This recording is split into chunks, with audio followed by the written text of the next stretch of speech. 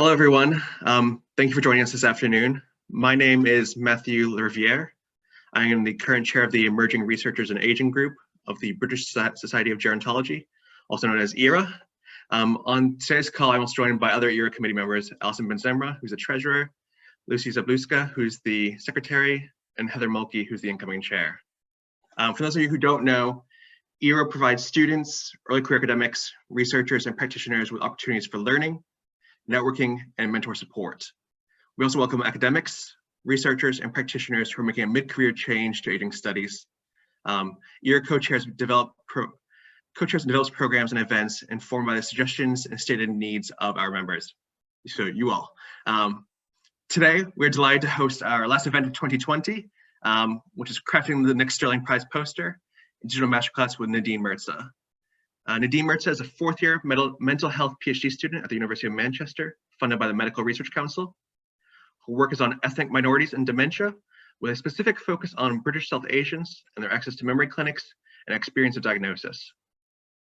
Her interests include public engagement and science writing, which she channels into blogging for several outlets, including her own blog, The Almost Psychologist.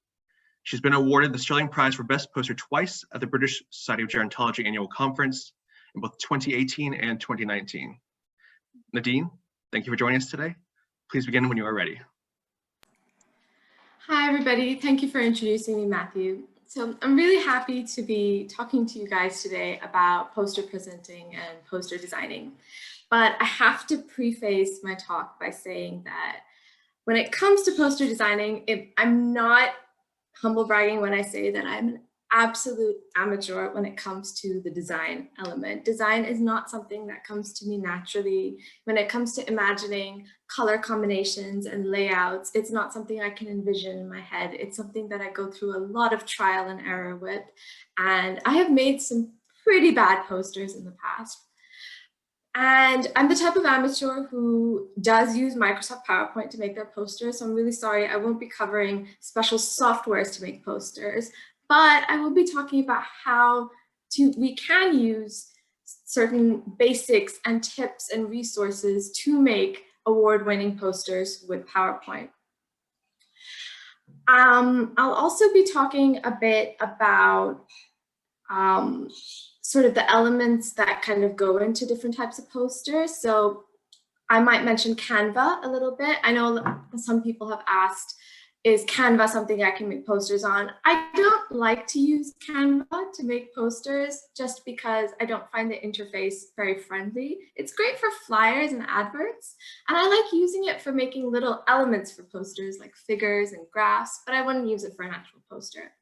Also, beforehand, I might make a little reference to the better poster layout, but I will say it does kind of make me a bit nervous. For those of you who don't know what the better poster layout is, it is this idea of restructuring from the traditional poster idea, where you have an introduction, a method, a results, a discussion, and kind of having just a big title, and then having a little bit about what you actually did. That kind of freaks me out. I'm more of a traditionalist. I like to stick to the traditional format, but still make it very accessible. So I'm going to try and share my screen now, and we'll get started with the presentation.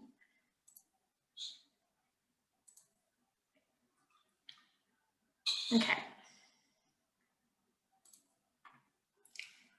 So today I'll first cover just the basics for anyone who's pretty new to poster designing or has only really done one or two before, just some beginner's information. That'll be really quick. But then I'll go on to talk about communication. So how important communication within your poster is, selecting and tailoring the content within your poster to be accessible. And then taking that content that you've chosen and designing it and styling it to be something that people want to stop and look at. And then finally, I'll speak a little bit about how to use the poster to present with as a tool, because I know for a fact that when it came to the Stirling Award that I won, they didn't just comment on the poster, they spoke a little bit about how I was there standing with the poster and how I spoke to them about it and what other little things I had along with the poster to kind of enhance the experience. I thought the best way I could speak to you about poster designing was to maybe show you examples through my own posters. So there are not so great posters that I've made. These are posters that have been rated pretty badly in my past. These are posters I've made in 2016 and 2017.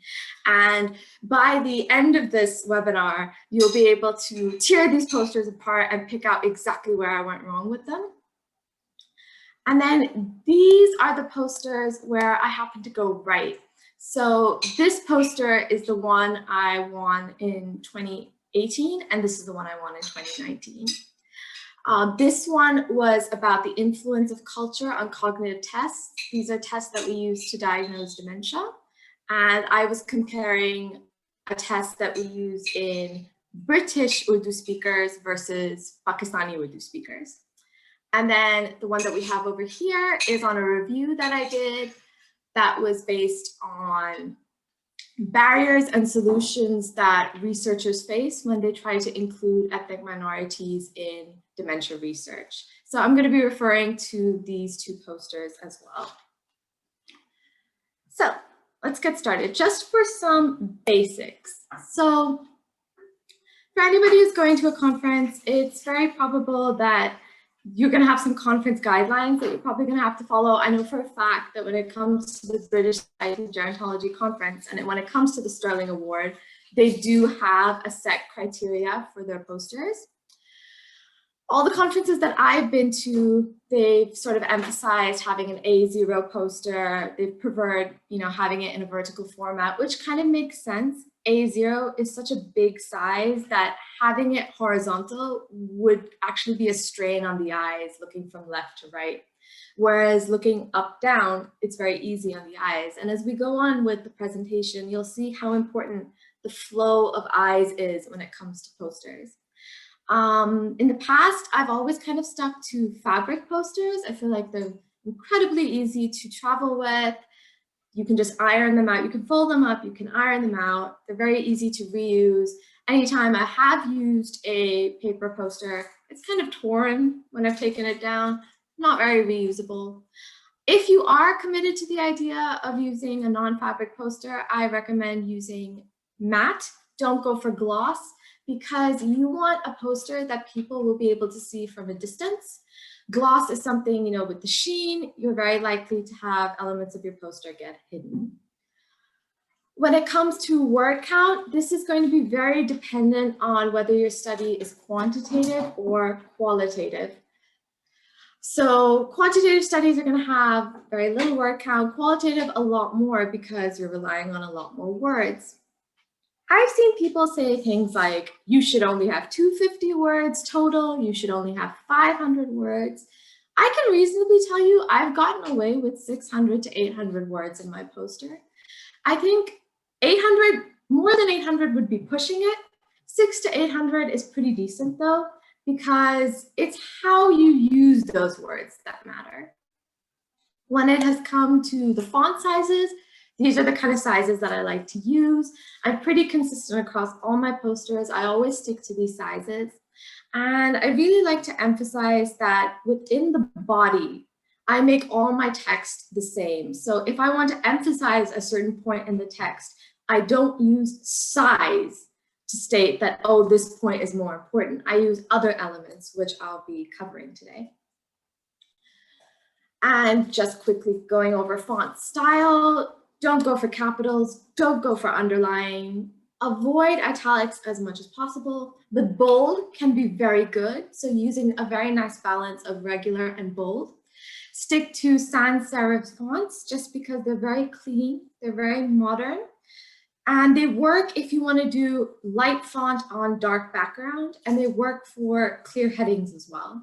I really like the font Gisha. I've used it for all my posters. Avoid fancy fonts. So this was a trap that I kind of fell into in this poster. I wanted the idea that I would have a normal font for most of my text, but that my headers could be sort of marker handwritten. I thought it was cute. I thought it would look nice, but it became problematic because they became quite difficult to read from a distance. So you might be tempted to do those kind of things, because stylistically they might look good, but as an attendee, they're actually going to be more difficult to read. So I would say stick to sans serif fonts as much as you can. And just quickly wrapping up on the basics, try to make contact information available on your poster. You want to make yourself reachable, even if you are not physically present at your poster.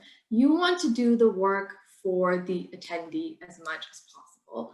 For my posters, I've always tried to kind of put an email address, a work phone, and a social media and a hashtag for my project. I've really heavily invested in the branding of my research, and I like to put it on my posters.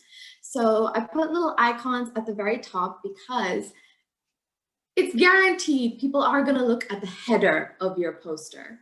So even if you can't fit the details there, you can indicate where they can find the details. So I've shown that there's a little arrow, it's pointing downward, and when you go right down to the footer, you can find it. So this is just an important thing, have your contact information available. So that's just some basics. Now, when it comes to poster design, I really think posters straddle this line between communication and design. I have seen these really beautiful, amazingly designed graphical posters that have very complex science that you're immediately attracted to these posters because of their colors and their layouts. But when you start reading them, you have no idea what they're saying. Similarly, I've seen posters which, if the person had been saying the things to me, I would have been like, oh my God, you're so good at science communication. I understand exactly what you're saying. But their layouts and their design has just not worked for me. It is just not an eye-capturing poster. I can honestly say that in my experiences with the Stirling Award, I sometimes thought that there were other posters that were visually a lot more beautiful than mine. And I think what tipped me over the edge was maybe where I might have been lacking in design, I made up for in communication. So I think you need to be a jack of all trades here. You need to balance your science communication skills with your design elements. And firstly, that means never use a standard poster template. I know sometimes universities offer standard poster templates. Don't do it. Your research is unique. The elements that you choose to showcase, and I'm going to talk a lot about how you do this, are going to be very unique. So a standard poster template is not going to work for you. You need to work from scratch. So with communication, first you need to decide how you're going to convey your information. Who is the audience? Everyone always says, always think about your audience when you're presenting, when you're communicating science. The thing is, when it comes to a poster, we have this assumption that we're going to an academic conference. Our audience is other scientists, so we can get away with talking about jargon, mentioning a lot of scientific terms. I would personally not do that. I am a qualitative researcher. I work in health services research in dementia. When I go to dementia-related conferences, I see a lot of posters that are related to treatment and drug trials and clinical trials and things like that. And the posters have a lot of jargon and a lot of acronyms, and I don't understand any of it. Because even though I'm a dementia researcher, that specialized stuff has nothing to do with me. So I see that information and I don't zone out, but I kind of freak out because I don't understand what any of it is. So don't assume that just because your audience is researchers, they're gonna know. Screen out the jargon, screen out the acronyms. And I particularly say acronyms because I feel that even if you explain acronyms in the text of your poster, as people read your poster, they might forget what the acronym is. And unless that acronym is in the title, they're going to hate to have to keep going back and seeing what does this acronym stand for. So try to avoid having a lot of acronyms in your poster. You also, when you explain what's going on in your poster, you want to go from broad to narrow. You want to explain concepts broadly and go narrow. So I'll kind of explain what I mean by that. So here's just an example from one of my posters. So the narrow point is that ethnic minorities are underrepresented in UK-based dementia research. That's my narrow point right there.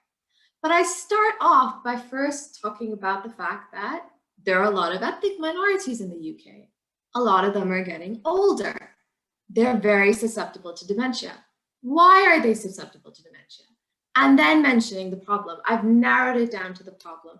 And I think that's the kind of approach we need to have in our introduction sections. We got to narrow it down by starting broad. I've done that similarly over here. So this was my one about culture influencing cognitive assessments. First, I've talked about what a cognitive assessment is, what do they assess? And very simply, it's only taken a sentence or two. I've talked about the ways that they influence culture, and then gone on to how this causes problems, then about the specific assessment that I focused on, then the population I focused on. So again, narrowing down. And you'll note that I used bullet points. I abhor using paragraphs in posters. I used to do it, I don't do it anymore. I don't think you should. I think paragraphs are essentially a wall of text and they cause people to walk away from your poster. Use bullet points. They are clear, they're concise, they force you to be concise, and they add a bit of color to an otherwise sort of blank wall of text. They help you space out. This is just easier on the eyes of your viewer. So another thing that you can do when you're trying to explain something, trying to include elements of science communication, is to make your poster interactive. Now, I don't mean buttons and things, but try to almost have a conversation with your audience. So for example, when it came to explaining the influence of culture on cognitive tests, I actually sort of popped in a little example just to kind of demonstrate how this can happen. I kind of popped it in like, look, this is an example of a cognitive test question. There's a kangaroo. When I did, a group with British South Asians, over half of them did not know what this kangaroo was. And right there and then they understand what the problem is. They've already grasped it just by this point of the poster. They read this part, they see the little picture of the pig, they read this description about how participants did understand what the pig was, but they found the image offensive. Right there and then they also understand that culture isn't just about understanding things, it's also about things that are acceptable and things that can be offensive. So by the time they've reached, I would say, less than a quarter of my poster, they've understand a pretty crucial concept that is needed to understand the rest of the poster. Another thing you can do is incorporate questions. Questions force your attendee to stop and think, unconsciously or consciously, about the question you've asked. So in the barriers and solutions poster, I had the questions posed that if you don't, recruit ethnic minorities to research, the research won't be designed for them, and how will you ever answer questions about dementia with regards to how do you recruit people to the research if they're stigmatized? What if the population doesn't speak the same language? How can we conduct research in a population with no word for dementia? These are some of the problems we face, but instead of stating them as sentences, I've posed them as questions because I feel that might make an attendee ask, oh, wait, this might be something worth thinking about. So you've gone through the content of the study that you want to turn into a poster, and you've made it really audience friendly, really science friendly. What are you trying to convey at the end of the day through your poster? What is the audience actually going to care about? The thing is, you are not doing an oral presentation. Your attendee is not obligated to sit through your entire poster, right? It's not like an oral presentation where they usually sit through the entire talk and wait for the take-home message. They're there for 30 seconds, they're out. That means that not all information is equal. you are going to have to decide which information you want to convey, which information matters. This is usually going to be your aims or your findings, because your aim is telling you what you were looking for. So they might be interested, what was this person looking for? Or what did this person find? Findings. They're not going to be that bothered about how you found it or what this means for future research in the area, unless they're assessing your poster, or they're, as specifically in the area as you are, and these are going to be the people who stop and have a chat with you. But for the general sort of attendee, they're just going to care about what you found, what you were looking for, what you found. And even when it comes to your findings, you're not going to care about all of your findings. You're going to have to be very judicious about your findings. So for example, when I was presenting the barriers that researchers face recruiting ethnic minorities and the sort of solutions, I had several teams, some related to community education, some related to health services, some related to the actual researchers. And I figured, I'm at a conference for researchers. They're probably going to care more about the themes that are related to them, less about these. So it might be a good idea to just briefly mention these, but elaborate more on these. I'm working with very limited real estate, so I got to prioritize what my attendee is going to care about. So they're only going to care about some of the findings, possibly the findings that relate to them. So that is what I'm going to focus on. That's what I'm going to elaborate on. When it comes to your methods and discussion, that is going to be the section that they care about the least. So you could possibly get away with writing just a few sentences. Some people write one sentence on their methods. Some people scrap their methods altogether. It's up to you. It's up to you depending on how important your methods were to your findings. Is your method something you want to be talking about? Something like that. That's for you to consider. And this is why I said you can't really use a template. It's going to be very unique to you what you decide to showcase in your poster. The introduction is going to be very variable. So, it depends. Is it very important for the person to understand some background concepts to understand your research? If so, yes, your introduction is going to take a big portion. If it's not very important, if it's just going to be, introduction is so basic that most people at the conference would probably know, you could probably get away with a few sentences. That is going to be, again, up to you. How much do you need to explain to your audience? Again, use bullets. You absolutely do not need to be using paragraphs. You can get away with using bullets. They're palatable, they're digestible, they're easy to read. And have a very clear headline-esque title. So what I mean by that is, so my poster did not do so well. This was the title.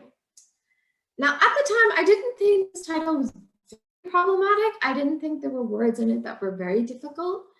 But I can say that even if they're not very difficult words in it, even though there are, for example, the Aidan Brooks cognitive examination. Just because I know what a cognitive examination is, doesn't mean everyone does. This could mean anything to a lot of people. I take for granted that a long-winded title like this could put off a lot of people. It might be, I can honestly say there have been so many times where I've read the title of a poster and it was just so long I walked away. You are working with very limited attention spans.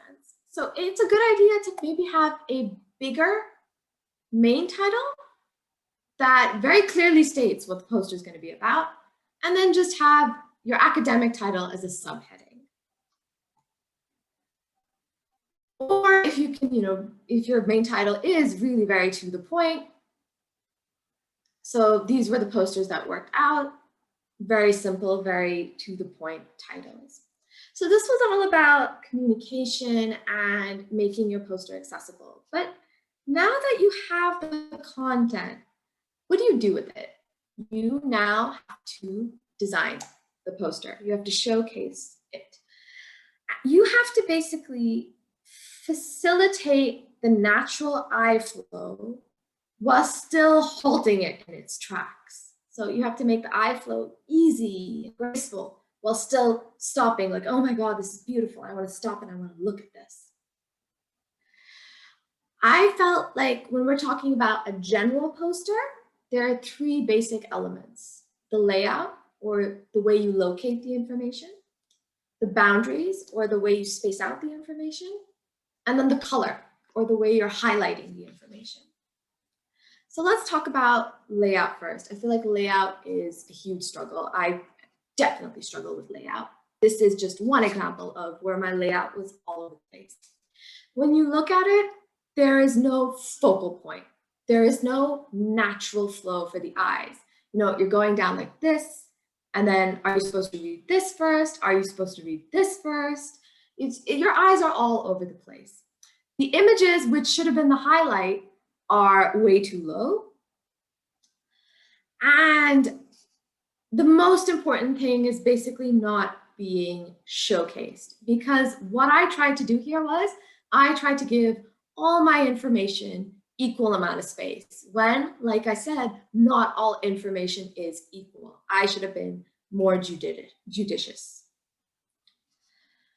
So when it comes to posters, so these are the areas I could have essentially scrapped this table, and I'll talk about why later on. This I could have shortened the method section. I could have made this a lot smaller, limited it to a lot less information, because at the end of the day, no one's going to care about all these little steps I took.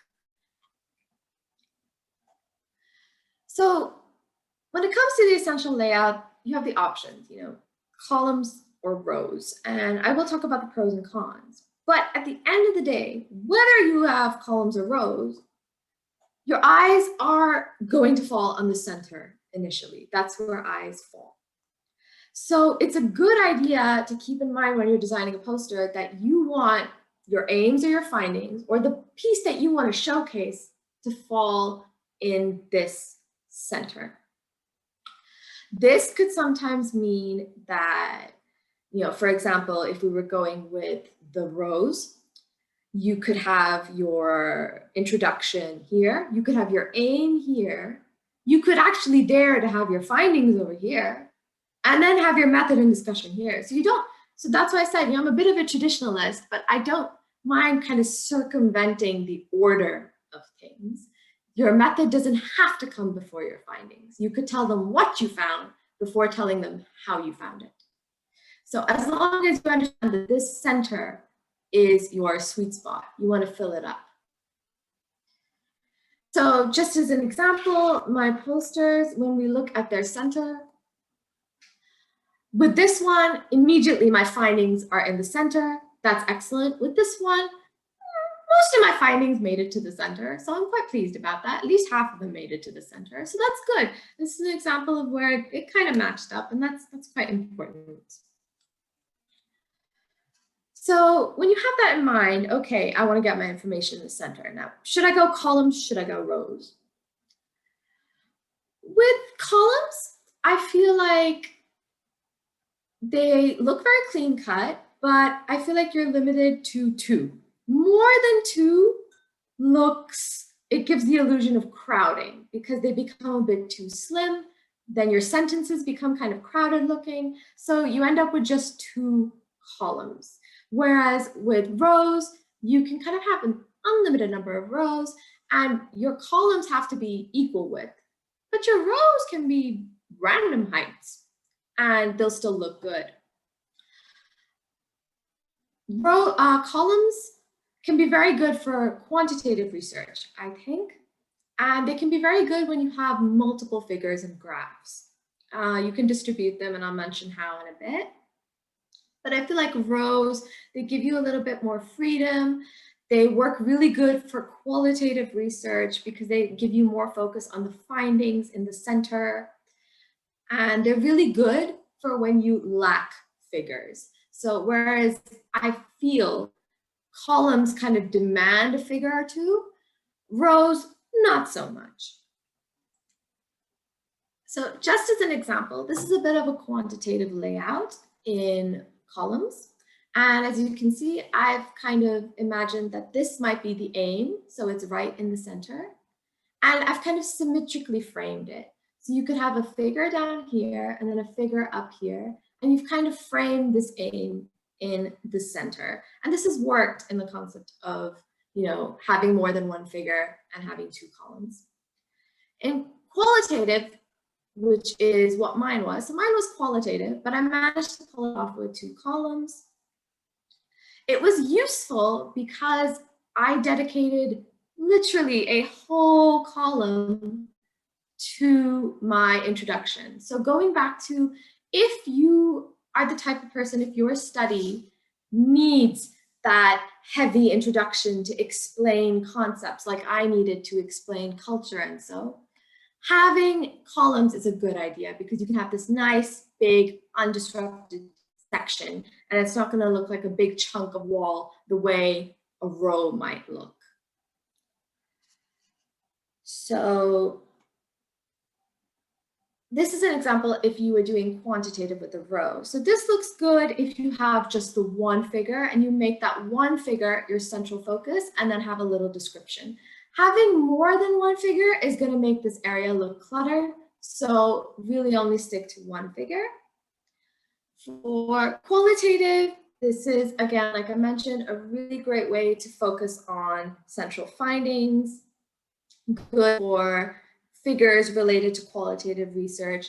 And I feel like with rows, towards the end, when you kind of get to the discussion and references section, you can get away with splitting it into two columns because people are going to be more focused on this area anyway. They'll be less jarred by this kind of disruptance. So just to kind of show you how you can use columns within rows. So you can't really use rows within columns, if that makes sense, but you can use columns in rows to create sections and subsections. So like I mentioned, I have this poster, right? I have given findings the majority of the space, and I've given my aims a very prominent section. So when we space out the different sections, we see that, I've prioritized certain information above certain information, unequal distribution. And these are all in rows. But if we look at my findings section, they have subsections that I've split off into two columns. So this can be done very nicely if you do it in a very artful way. You can have columns within rows, and I think it looks really beautiful for the structure of findings. Maybe not so much for methods. I think it's best used for background and for findings. Then there are some slightly more, new unconventional kind of layouts. So again, we have this concept that as long as you focus on the center, you should be fine. The concept of using circular images can be very good for qualitative, for example, themes, sub-themes, because it's been proven that the circular image is very pleasing for the eye. Similarly, if you have a huge image maybe related to your research, maybe work that you've done with your participants, you can showcase that and have little bits of text and just have the main study elements up here. Again, as long as these are your central focus, they should look absolutely fine. So, little points when it comes to the layout. You want to make your reader's life easier. I know that already, you've given them this structured layout, but your reader is going to be at your poster for less than a minute. They need to speed read. Anything you can do to speed that process up is good. Give every section a little header. Number every single header, so there isn't even a doubt from which header to which header you need to go to. And give the aim its own section. I think when the aim is disguised in the introduction and it has its own prominent section, it becomes very clear what the poster is about. People become less confused about what they should be reading about in your poster. So we've talked about layout. So you've decided that, for example, you want to do columns, you want to do this. But how are you going to arrange your different blocks? How should you space them out? People say that you should have negative space, so space that contains absolutely nothing. And that space should be at least 30%. I'm a big fan of negative space, but I can tell you I have never calculated how much negative space I've used. I just know that I like to keep margins of at least 1 inch around the entire poster, and then equal spaces between the sections of about between 1/2 inch to 1 inch. And I think it makes your poster look very clean cut. You don't need to have sections pressing in close together. And in fact, if you have been very judicious about the information that you've selected, you shouldn't need to press sections together. You should have a lot of nice negative space. And then how you kind of section those sections off, you have to have thick lines. You could use, so I like to use dots, colored dots. I like to use curved edges. I feel like they look a little bit more editorial than pointed edges. I like even my headings, I try to give them a little bit of a curve. I feel like it looks just a little more appealing. It looks slightly more like you've put a little effort into the design. So those are little things that you can do to kind of make your sections a little more appealing. And then color. Color is a huge thing that I have struggled with. Color is, I cannot imagine in my head. I have to see the colors on the poster to understand whether it looks good or not. And to understand the color, it is good to understand some elements of the color wheel. So for example, understanding what shades are. So different kind of versions of the same color would be shades. To understand what tints are. So when we look at the color wheel, everything in the same ring would be one tint. So these are all dark tints. Everything inside, these are all light tints. And then of course, complementary colors. So colors that are on opposite sides of the color wheel. Color wheel is something obviously you can easily Google. And it is important in understanding the color wheel because it gives you an idea of, firstly, what not to do. Don't use shades of one color. I know that for presentations, shades of one color can be really great. And it might feel like it is a natural theme, but shades of one color are going to fade your poster out. They're going to make your poster kind of disappear and look more white. You don't want to be using shades of one color. Similarly, you don't want to use colors of a light tint. It's going to give you that same kind of fade out effect. And my poster suffered. I used colors of a very light tint. And my poster was not striking. It did not, strike out to people. It wasn't something that they could see from afar or notice. You want to use complementary colors. So these are examples of complementary colors that look beautiful on posters. This, and you'll see this is one that I like to use, my university colors. Complementary colors go really well together. But the best thing is to use at least 3 colors. So for my posters, so 2 of the colors will be 2 very dominating colors, and 1 will be an accent color or a highlighting color. So for example, I have my poster. From the color wheel, we can see that I have these 2 colors, which were their complementary colors, and they take huge precedence over the poster. They're very prominent in the poster. But in little places, I have this little accent color that I've used in little places to kind of give it a little bit of a pop. How you can make these colors, if it's not something that comes naturally to you, there are a lot of online portals and palette areas. They generate palettes for you. One is called Material Palette. I really like it.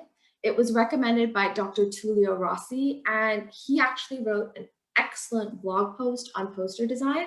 And it was his blog post that I followed when I first wanted to understand really good poster design. And well, he said how to design an award-winning poster, and I won an award. So I mean, it is as advertised.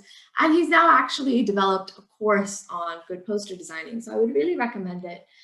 But he said to use Material Palette. So you can input 1 color or 2 colors, and it'll give you a whole palette of dominant colors, accent colors, colors for fonts, and you have a whole selection here, and you can play around with palettes. That way you are going to have a very eye-popping poster. And then you have to get creative with colors you've chosen them. How are you going to use them to, section your poster off? So for example, when it came to the purple and yellow, in the main context, I used the yellow for the background. I really think having a background color is way better than having a white color.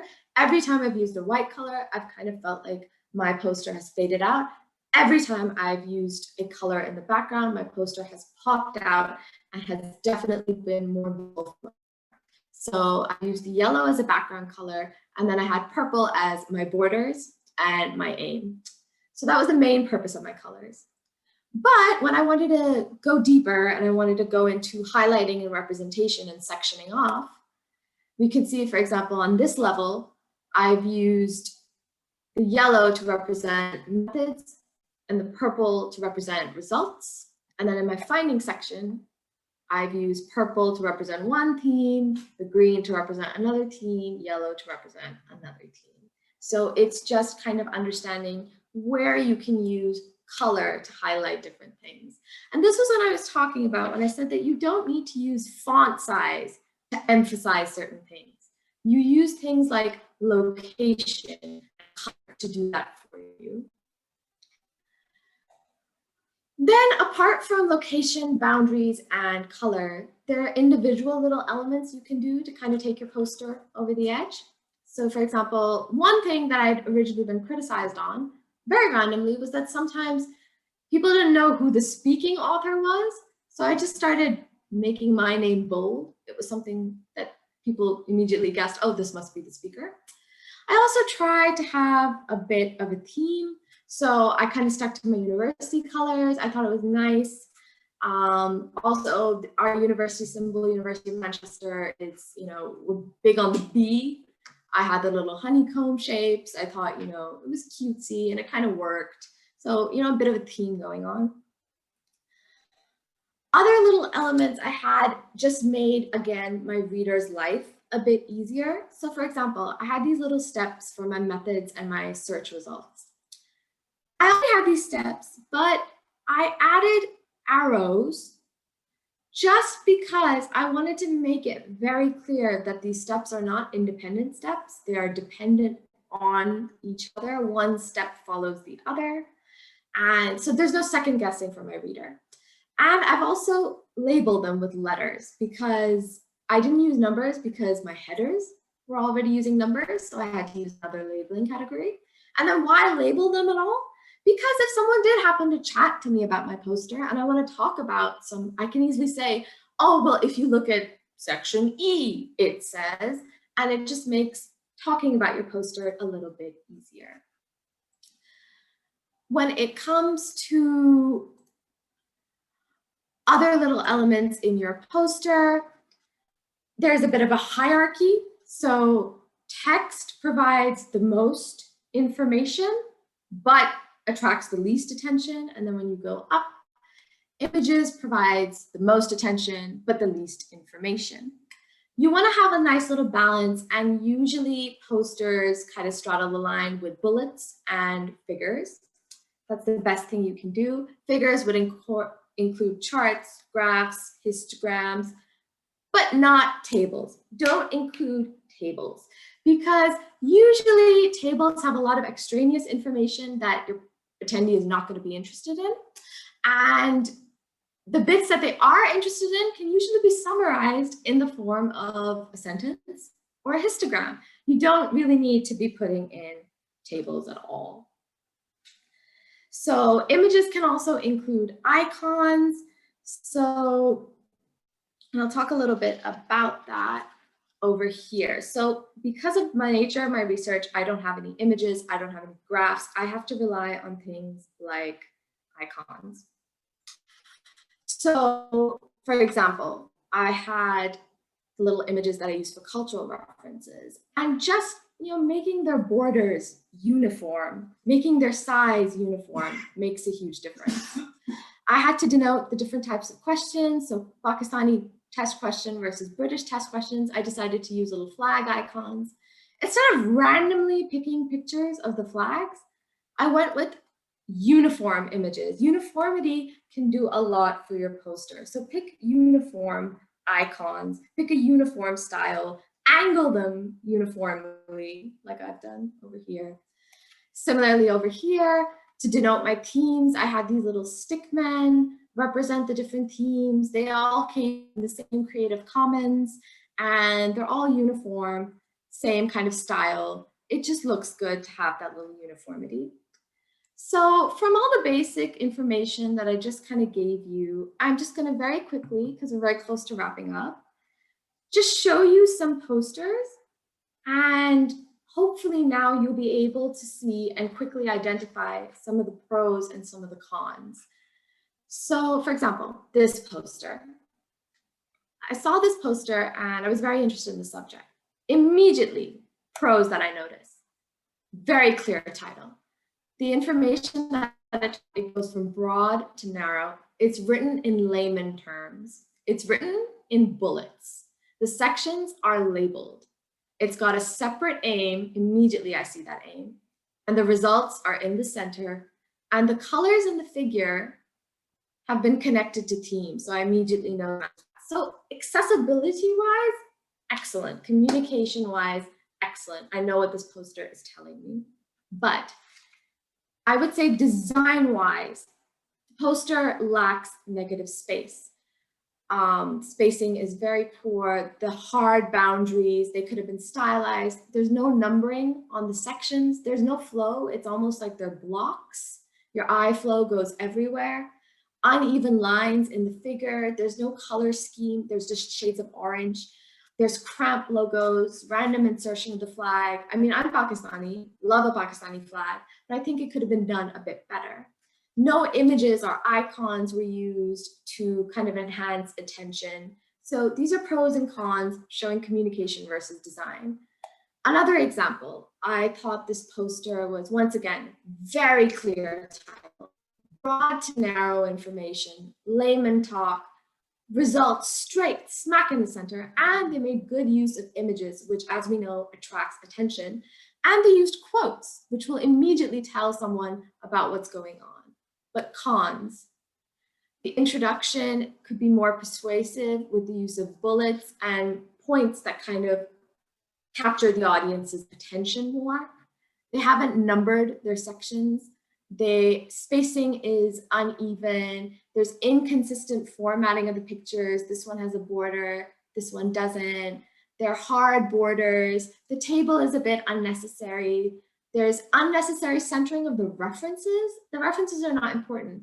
You could have had conclusions or implications in here, or you could have had the method here and expanded on introduction over here. They've used one shade of color instead of having a color palette, and they haven't made their quotes stick out in any way. The quotes are blending in when in fact, I would say the quotes are probably the most important thing about this poster. This poster was actually the one that I thought was going to win in 2018 and came second and was a runner-up. And I really, really like this one. It grabs your attention. It's interactive. It lets you play with it. This was interactive. You can actually touch this and make a circuit or something. So it was very beautiful, and no surprise, the person actually had experience with graphic design. But there was, I think, some bit of a lack of a clear flow. I didn't know where my eyes were supposed to go to first. And I couldn't find a separate aim over here that told me exactly what I should be looking for. But still a very wonderful poster. And just quickly wrapping up, this was the original version of my 2019 poster, which I think if I look back now with the things that I've learned, I immediately can notice the pros and the cons. So I can see, yeah, I had a clear title, and communication-wise, I was on board. I had my bullets and results in the center and everything, separate icons, but the cons were pretty heavy. My color palette is very dull. It's mostly shades of yellow. The aim is hidden away. I had a separate section for an aim, but it's white. I didn't color it. I didn't make it stick out. Too much space was given to the methods. I should have made certain information more important than others. I shouldn't have tried to equally distribute real estate. The results got pushed down because of this, and I used a very severe font. It's not a very friendly font. It looks like a very authoritative font, if that makes sense, very straight-edged. I should have used an easily readable font, not something where the letters are so close together. And it's a good thing I did change it, because the poster that I ended up with ended up being far more friendly and colorful and eye-catching. So quickly wrapping up, once you do end up with a poster that you feel balances science communication and design, use it as a tool. Do not read your poster as you are talking to people about it. You should have that poster memorized. You should be like a weather woman who can gesture at a green screen without looking at it. You should know exactly where each element of the poster is, and you should simply use it as a tool to enhance what you're talking about. Stand a bit away from your poster during the session. I know that you should be there for people who want to speak to you, but I think keep a little bit of distance, because people are actually going to be less likely to want to come to your poster if they feel like you're going to hover over them. Instead, keep a bit of distance. If you see them standing there for a little more than 30 seconds to a minute, then approach them and ask them if they have any questions, what they think about it, because by then you can tell they're interested enough. Handouts. Absolutely have a little plastic envelope of handouts sticking out. Hand them out to people as they come, whether they ask for it or not. Just give it out. Have a space, I would say, to take and leave cards, and make it very clear what this space is for. I feel like people see this as a way to interact. They might not even be interested in your poster. They might just want to leave their card, but it gets them to your poster, and they might stop and they might take a handout because of it. And you might make a useful connection because of this. And promote your poster on social media. Let people know you are going to be available at this number. Let people know what time you're going to be available. Tell them you're even willing to answer their questions on social media if they tag your hashtag, if they're not willing to maybe talk to you in person because maybe they can't make it, or maybe they just don't feel up to speaking to you in person. So thanks so much for listening. I hope this was a good sort of introduction and guide to the basic elements of good poster design, and gave you an insight into how I've managed to kind of produce posters.